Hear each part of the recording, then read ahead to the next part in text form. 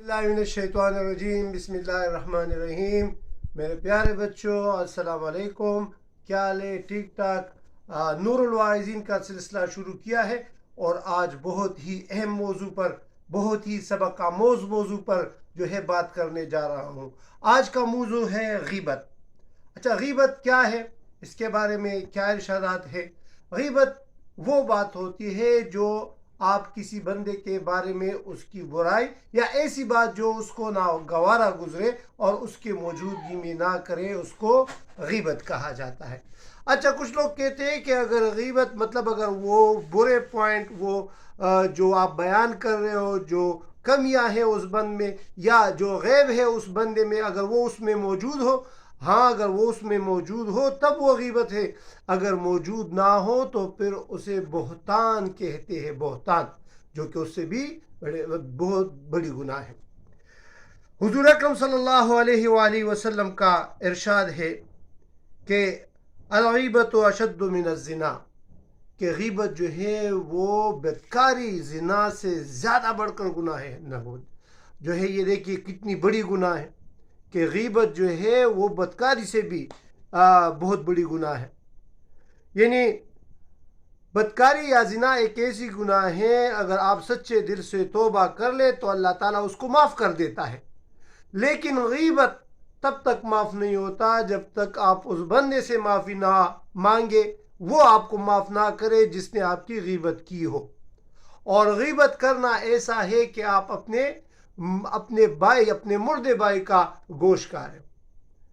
अच्छा, हुजूर सल्लल्लाहु अलैहि वसल्लम का इरशाद हज़रत इब्न अब्बास रज़ी अल्लाह ताला अन्हु ने नकल किया है कि हुजूर सल्लल्लाहु अलैहि वसल्लम के पीछे दो बंदे वो नमाज पढ़ रहे थे और उनका रोज़ा भी था।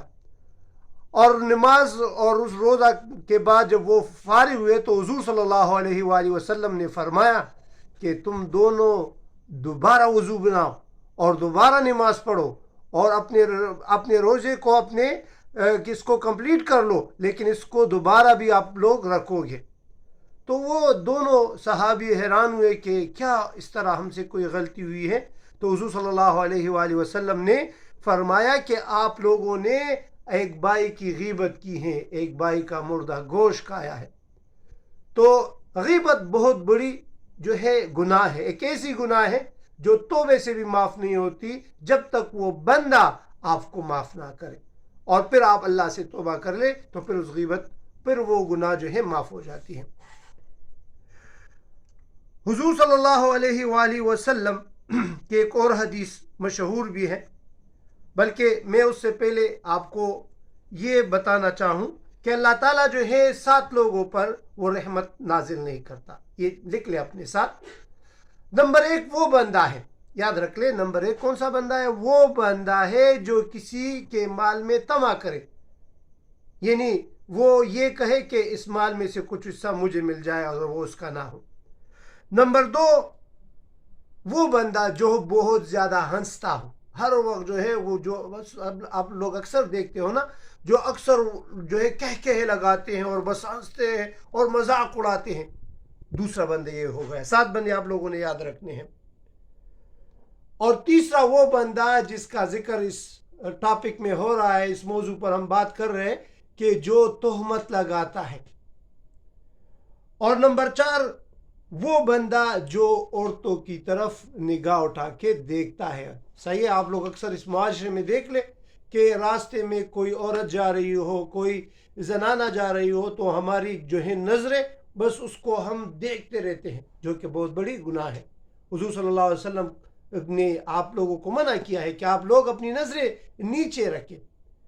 और इसी तरह चौथा वो बंदा है जो तकबीर उला उससे जो है फोत हो जाए, यानी नमाज की जो पहली तकबीर होती है वो उससे फोत हो जाए। और 5वां वो बंदा है, 7वां, कि जो गीबत करे,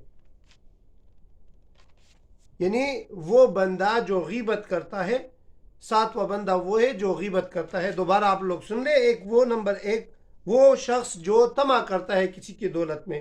نمبر 2 وہ شخص جو بہت زیادہ ہنستا ہے.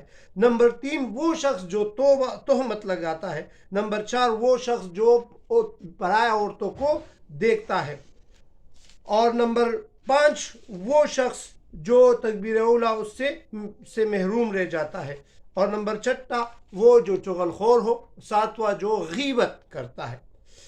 حضرت عیسیٰ علیہ السلام کے زمانے میں حضرت عیسیٰ علیہ السلام کے ساتھ محپل بیٹی تھی اور اس کے ساتھ اپنے دوست یا صحابہ جو تھے حضرت عیسیٰ علیہ السلام کے وہ بیٹے تھے. اور حضرت عیسیٰ علیہ السلام نے فرمایا کہ آپ لوگوں کو یہ بات پسند ہو کہ آپ کے کسی ساتھی کا جو ہے وہ لیٹا ہو سویا ہوا ہو اور اس کا عورت جو ہے وہ ظاہر ہو تو آپ لوگ کیا کرو گے؟ تو دوست نے کہا کہ ہم اس کو ڈانپ لیں گے. پھر اس نے کہا کہ کوئی اگر اس کی برائی بیان کرے تو اس ساتھیوں نے کہا کہ ہم اس کو روک لیں گے. حضرت عیسیٰ علیہ السلام نے کہا کہ غیبت کی مثال ایسی ہے کہ اگر وہ سویا ہے اس کی عورت جو ہے جو غلطی سے جو ہے وہ کھل گئی اور یہ اس طرح غیبت اس طرح ہے کہ آپ اس کو مزید اس کے کپڑے اتار دیں. تو اللہ ہمیں غیبت سے بچائے. بہت بڑی جو ہے یعنی گناہ جو سب سے بڑی گناہ ایک ایسی گناہ جس کی معافی بھی نہیں ہے. حضرت ابو ہریرہ رضی اللہ تعالیٰ عنہ حضور اقدس صلی اللہ علیہ وآلہ وسلم کا ارشاد نقل کرتے ہیں کہ حضور صلی اللہ علیہ وسلم نے فرمایا کہ آپ کو میں غیبت کے بارے میں نہ بتاؤں؟ تو صحابہ کرام نے عرض کیا کہ کیوں نہیں، آپ بہتر جانتے ہو، غیبت کے بارے میں ہمیں بتا دیجئے.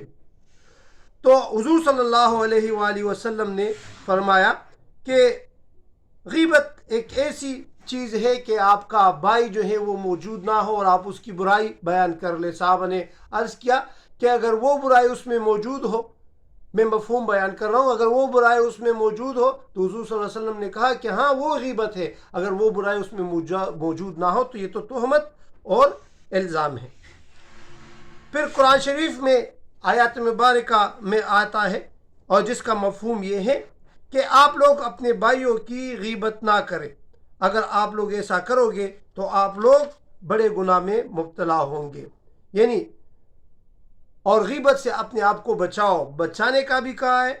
ایک واقعہ اس پر بہت مشہور ہے کہ حضرت عبداللہ بن مبارک ایک بہت بڑے بزرگ وہ حج پر گئے تھے. تو کسی نے پوچھا کہ ایک شخص تھا، اس نے عبداللہ بن مبارک کو بلایا کہ آئے اور میرے لیے اللہ تعالیٰ سے معافی مانگے، میں نے بہت بڑی گناہ کی ہے.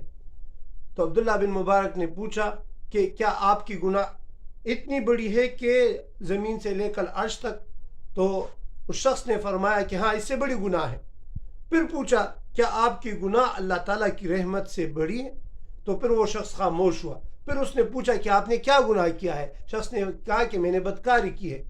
تو عبداللہ بن مبارک نے کہا اور ہنسے کہ میں سمجھا کہ آپ نے غیبت کیا ہے اور آپ نے اگر بدکاری کی ہے تو جائے اللہ تعالیٰ سے جو ہے وہ توبہ کر لے اور اپنی گناہ کی مغفرت مانگے، کیونکہ غیبت بدکاری کی جو توبہ ہے وہ تو قبول ہوگی، لیکن غیبت کی توبہ تب تک قبول نہیں ہوتی جب تک وہ شخص آپ کو معاف نہ کر لے.